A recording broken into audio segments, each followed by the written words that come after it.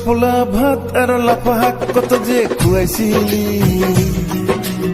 আদৰতে কথম ক'ত নথ কৰিছিলি। টোপোলা ভাত আৰু লাফা শাক কত যে খুৱাইছিলি, আদৰতে কথম ক'ত নথ কৰিছিলি।